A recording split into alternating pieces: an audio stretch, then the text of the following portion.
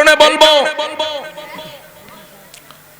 যার ভিতরে নবীর প্রেম আছে সেই হচ্ছে আশিকে রাসূল, ঠিক কিনা?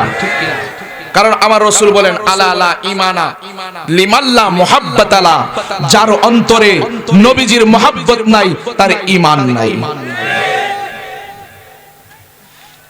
নবীজির মুহাব্বত অন্তরে রাখতে হবে। খালি মুগদা কইলেই সারবো? কথা কনা করে মুগদা বললেই চলবো?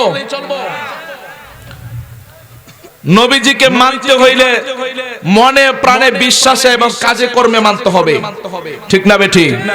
আপনি খালি বলবেন আমি রাসূলকে ভালোবাসি, আপনি কি দিয়া ভালোবাসেন? রাসূলুল্লাহকে ভালোবাসতে হলে রাসূলুল্লাহর সুন্নাত লাগবে কি লাগবে না? আর জোরে বলে লাগবে কি লাগবে না? আমার রাসূল পাকের সুন্নাত দাড়ি লাগবে কি লাগবে না? আজকে তো দাড়ি ক্লিন শেভ করে, ঠিক না বেঠি? এমনি উল্টা টান দেয়, সামরা বুড়া বেড়া সামরা বইতে গেছে, আবার সামরা দইরা টান দাও, দইরা এমনি উল্টা টান দেয়, ঠিক না বেঠি? ওমা কথা কয় না, কি তো রাগ করতেছেন? না না না, এবারে তোর কামায় না লাগে আসতেছে, বুঝছেন নি?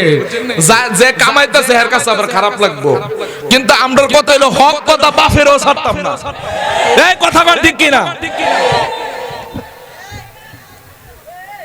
হযরত ওমর রাদিয়াল্লাহু তাআলা আনহু আমার নবীর গালি দিছে দেখে ওনার বাপে খাত্তাব বাপের কেল্লা হালাই দিছে। এই ওয়াজ শুনছেন না আপনারা?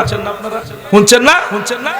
তো নবীজিরে যারা গালি দেয়, যারা নবীজির সুন্নতকে অস্বীকার করে, যারা নবীজিকে মানতে চায় না, যারা রাসূলুল্লাহর শানে কটূক্তি করে, যারা রাসূলুল্লাহর শানে বেয়াদবি করে, যারা আল্লাহর শানে বেয়াদবি করে, আমি বলতে চাই তাকে বাংলার জমিন থেকে জবাই করে, বাংলার জমিন থেকে তাকে দাফন করে দিতে হবে। কথা বলেন ঠিক কি না?